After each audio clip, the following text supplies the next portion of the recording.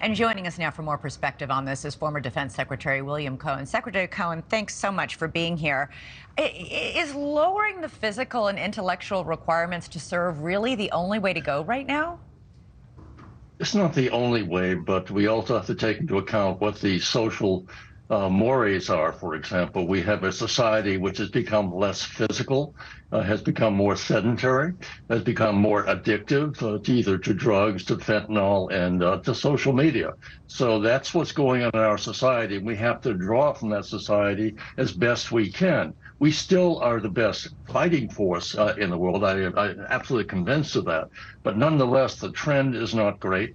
But we've had this in the past. Following Vietnam, we had 2 decades in which we had to rebuild our military to what it is today.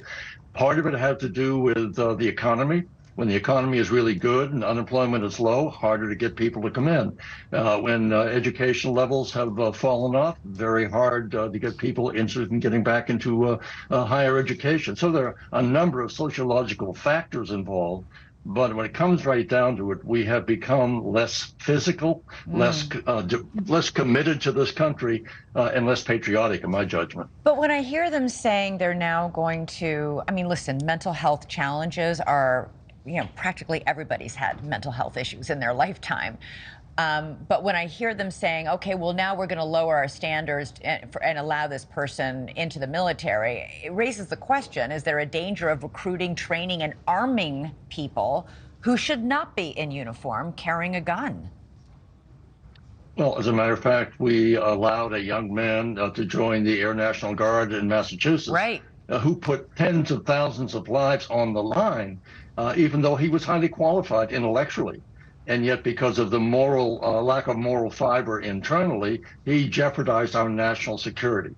And it goes beyond this. I can point to the Senate, for example, that is holding up the promotion of hundreds of top commanders for a political reason. Yeah. And so that sends a signal to those in the ranks that, well, maybe it's not such a great life to have. So I think there's a lot of fault to go around here, a lot of blame to go around as well. And we just have to get back to being the United States of America rather than one red and blue and other colors in between. Yeah, you're referring to Senator Tommy Tuberville there. The military has been trying for years to purge its ranks of extremists and white supremacists.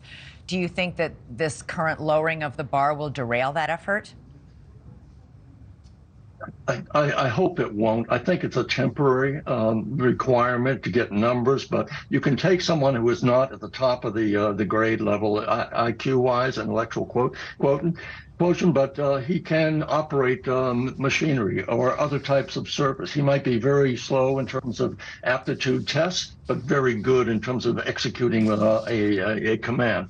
So I think we have to make a judgment. Yes, we're going to lower the standards somewhat. We have done that in the past. We have people who are not physically fit. We've lowered that somewhat, but we've had to compensate by saying, well, maybe they can operate the cyber weapons that we have, the technology they can take advantage of, even if they're not the biggest, the strongest, and the toughest people on the front lines. Secretary Cohen, thanks so much for being here today to talk about all of this. Always good to be with you. Have a great Memorial Day weekend.